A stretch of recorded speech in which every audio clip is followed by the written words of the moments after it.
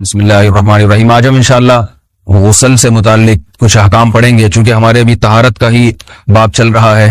غسل کب فرض ہوتا ہے اور غسل کا طریقہ کیا ہے؟ رسول اللہ صلی اللہ علیہ وسلم نے فرمایا ان اللہ لا یستحی من الحق، اللہ تعالی حق بات کو بیان کرنے سے حیا نہیں کرتے۔ تو غسل کے جو مسائل ہیں ان میں بھی بعض دفعہ کچھ ایسی باتیں آتی ہیں جو بظاہر حیا کے خلاف ہیں، لیکن علم کی ایک بات ہے، سیکھنے اور سکھانے میں حیا اگر کریں گے تو پھر ظاہر ہے ساری زندگی جاہل ہی رہے گا انسان۔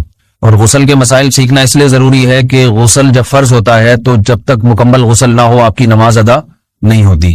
رسول اللہ صلی اللہ علیہ وسلم نے فرمایا الماء من الماء، حدیث ہے کہ غسل فرض ہوتا ہے خواہش نفس کے ساتھ جسم سے منی خارج ہونے سے۔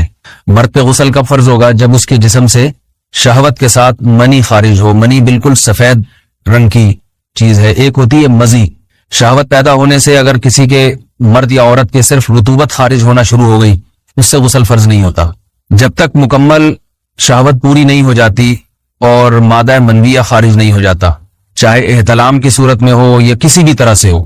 مردوں کے ساتھ چونکہ یہ بہت زیادہ ہوتا ہے، نائٹ فال کی صورت میں مردوں پر غسل کی یہ صورت بہت زیادہ فرض ہوتی ہے۔ جیسے ہی بلوغت ہوتی ہے تو احتلام شروع ہو جاتا ہے، ہفتے میں 1 دفعہ 2 دفعہ 3 دفعہ، بعض نوجوانوں کو روزانہ بھی 2 دفعہ ہوتا ہے، جبکہ خواتین میں یہ والے غسل کی صورت بہت ہی کم ہوتی ہے کہ ان کو نائٹ فال ہو یا اس طرح سے غسل فرض ہو۔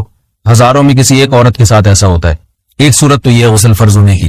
دوسری صورت کیا ہے کہ جب انسان اپنی زوجہ کے ساتھ ملاپ کرے اور انٹرکورس ہو جائے، چاہے اس صورت میں ڈسچارج دونوں میں سے کوئی ہو یا نہ ہو، لیکن دونوں پہ غسل فرض ہو جائے گا، مرد پہ بھی اور عورت پہ بھی۔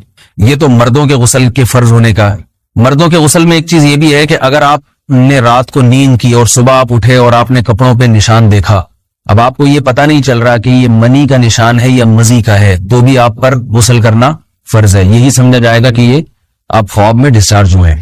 عورت پر جو غسل فرض ہوتا ہے ایک اور صورت میں ہوتا ہے کہ جب خواتین کو ایام آنا بند ہو جاتے ہیں، حیض یا نفاس سے جب پاک ہو جائیں، تو بھی ان پہ غسل فرض ہے۔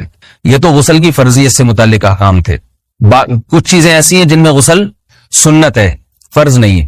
جمعہ کے دن غسل کرنا رسول اللہ صلی اللہ علیہ وسلم نے بہت زیادہ تاکید کی ہے۔ سنت کی 2 قسمیں ہیں، سنت مؤکدہ اور سنت غیر مؤکدہ۔ مؤکدہ وہ ہوتی ہیں کہ جن کو چھوڑنے کا اگر کوئی معمول بنا لے تو گناہ کا خطرہ ہے، اور ایسا شخص قابل ملامت ہے، اسے شریعت ملامت کرتی ہے، برا بھلا کہتی ہے۔ تو غسل سنت مؤکدہ ہے، ہفتے میں 1 مرتبہ، چاہے جمعے کے دن ہو یا کسی بھی دن ہو۔ جو مسلمان ہفتے میں 1 دفعہ بھی نہیں نہاتا، وہ کتنا ہی نیٹ کلین ہو، مگر شریعت کی نظر میں وہ قابل ملامت ہے، اسے تانے دینے چاہیے کہ شرم نہیں آتی ہو مسلمان مگر رہتے ہو بھنگیوں اور چماروں کی طرح۔ ملامت تو اسی کو کہتے ہیں نا۔ اس کی دلیل رسول اللہ صلی اللہ علیہ وسلم نے فرمایا، صحیح حدیث ہے، حق علی کل مسلم ان یغتسل کل اسبوع مرۃ، کہ ہر مسلمان پر لازم ہے کہ وہ ہفتے میں کم از کم 1 مرتبہ غسل کرے۔ ہر مسلمان پر لازم ہے، چاہے اس پہ غسل فرض نہ بھی۔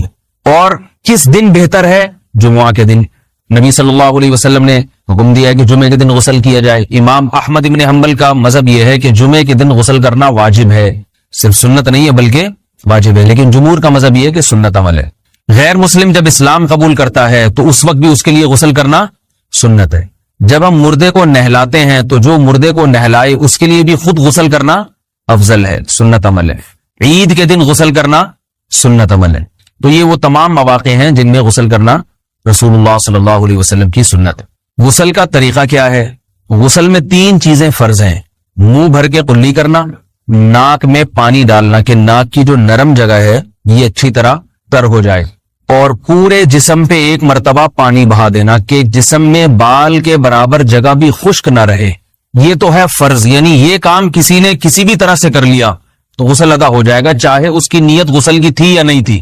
کوئی آدمی چلتا ہوا جا رہا ہے، پھسل کے تالاب میں گر گیا، پورے غوطے کھا کے باہر نکلا، قلی کر لے اور ناک میں پانی ڈال لے تو غسل اس کا ادا ہو جائے گا۔ البتہ چونکہ نیت نہیں تھی لہذا غسل کا ثواب نہیں ملے گا، ثواب نیت کے بغیر نہیں ملتا انسان۔ دلائل اس کے الگ موضوع ہے کہ اس کی دلیل کیا ہے کہ بغیر نیت کے بھی غسل ہو جاتا ہے، لیکن میں نے بتایا دلائل کا سیشن نہیں ہے، اس میں پھر بات لمبی ہو جائے گی۔ تو یہ تو ہے فرض، پورے جسم پہ پانی بہانا، کلی اور ناک میں پانی۔ سنت طریقہ کیا ہے؟ رسول اللہ صلی اللہ علیہ وسلم غسل کیسے کرتے تھے؟ سنت طریقہ جس پہ جو اختیار کرنا چاہیے وہ طریقہ یہ ہے کہ جب آپ غسل کے لیے بیٹھیں تو سب سے پہلے وہ جگہ دھوئیں جہاں نجاست اور ناپاکی لگی ہوئی ہے. نائٹ فال ہوا, کسی کو احتلام ہوا, تو جہاں جہاں گندگی لگی ہے پہلے اس جگہ کو دھوئیں. استنجا کریں, شرمگاہ کو دھوئیں اچھی طرح. سمجھ رہے ہیں بات کو؟ اس کے بعد ہاتھ دھوئیں اور مکمل وضو کریں جیسے ہم عام حالات میں وضو کرتے ہیں. مکمل وضو کرنے کے بعد دائیں کندھے پہ پانی ڈالا, لیفٹ سائڈ پہ پانی ڈالا. پہلے زمانے میں تو چلو سے غسل ہوتا تھا, ہاتھ دھو لیے تو اب چلو سے پانی لے کے یہاں ڈالا جا رہا ہے, چلو سے پانی لے کے یہاں ڈالا جا رہا ہے, پورے جسم میں ملا جا رہا ہے, اور چلو سے پانی لے کے 3 دفعہ سر پہ ڈالا جا رہا ہے. تو آج کل چلو ولو تو ہے نہیں, شاور کے نیچے جا کے کھڑے ہو جاتے ہیں. تو اس میں یہ کہ شاور کھولے کھڑے ہو جائیں, سارے چلو اس میں خود بخود ہی ہو جائیں گے, پورے جسم پہ پانی بہ جائے گا. نبی صلی اللہ علیہ وسلم کے دور میں یہ جدید چیزیں نہیں تھی, شیمپو اور صابن. تو آپ صلی اللہ علیہ وسلم بیری کے پتوں سے غسل کی ترغیب دیا کرتے تھے. بیری کے پتوں کو اگر پانی میں پکایا جائے تو پانی میں میل کچیل صاف کرنے کی صلاحیت بہت بڑھ جاتی ہے.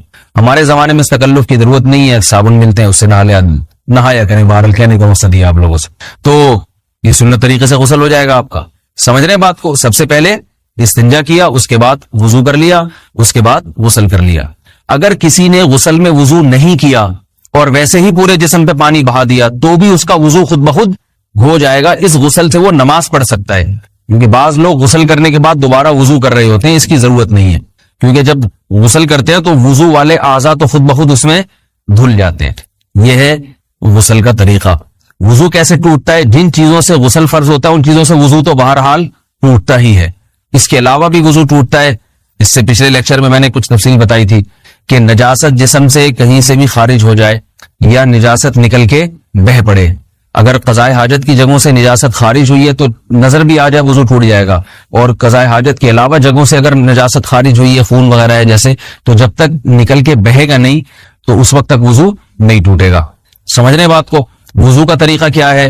سب سے پہلے دونوں ہاتھوں کو دھویا جائے, 3 دفعہ کلی کی جائے, مسواک کی جائے, 3 دفعہ ناک میں پانی ڈالا جائے, پھر پورے چہرے کو پیشانی, یہ جو ہے جہاں سے پیشانی ہماری شروع ہو رہی ہے اور تھوڑی کے نیچے تھوڑی جہاں ختم ہو رہی ہے, اور ایک کان کی لو سے دوسرے کان کی لو تک 4 اعضاء ہیں وضو میں دھونا فرض ہیں. 1 چہرہ, نمبر 2 بازو, نمبر 3 سر کا مسا, چوتھائی سر, اور نمبر 4 پاؤں کو دھونا. اس کی دلیل قرآن مجید کی مشہور آیت ہے فَاغْسِلُوا وُجُوهَكُمْ وَأَيْدِيَكُمْ إِلَى الْمَرَافِقِ. اللہ فرماتے ہیں ایمان والو, جب نماز کا ارادہ ہو تو اپنے چہروں کو اور اپنے ہاتھوں کو دھو, سر کا مسا کرو اور پاؤں کو ٹخنوں سمیت دھو. دھونے کا حکم ہے قرآن مجید میں.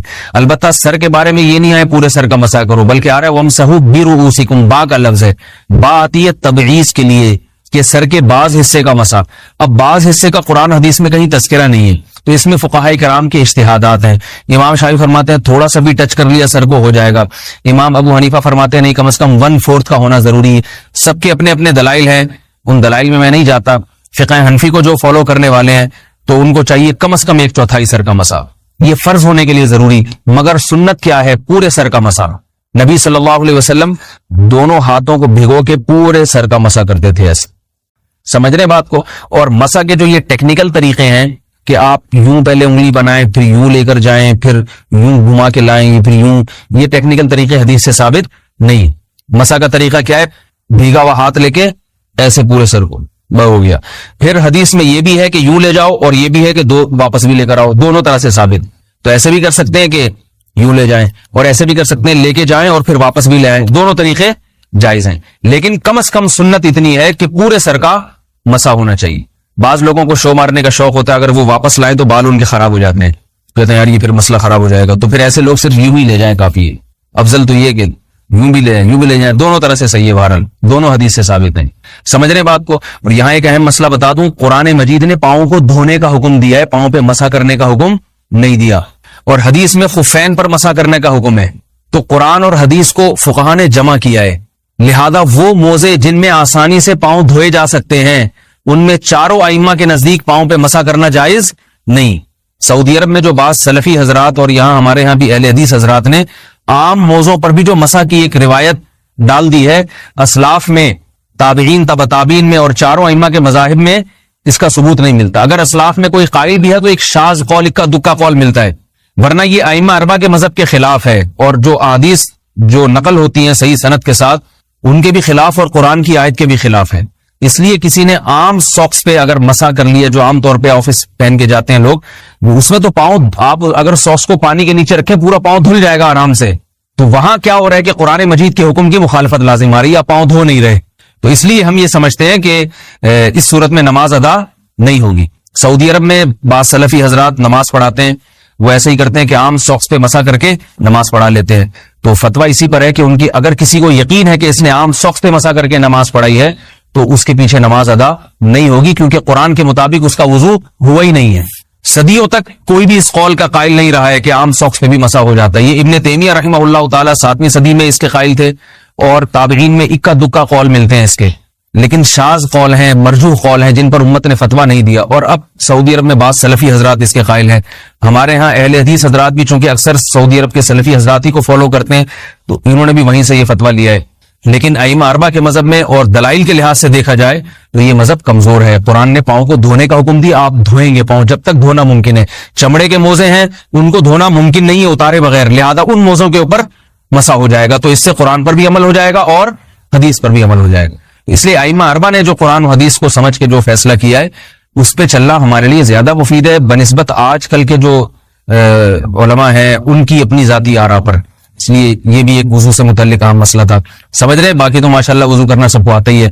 اور وضو کے بعد دعا کیا ہے؟ کلمہ شہادت، اشہد ان لا الہ الا اللہ وحدہ لا شریک لہ اشہد ان محمدا عبدہ ورسولہ اللہم اجعلنی من التوابین واجعلنی من المتطہرین. اے اللہ تو مجھے بار بار توبہ کرنے والوں میں شامل کر دے اور بار بار پاکیزہ رہنے والوں میں شامل کر دے.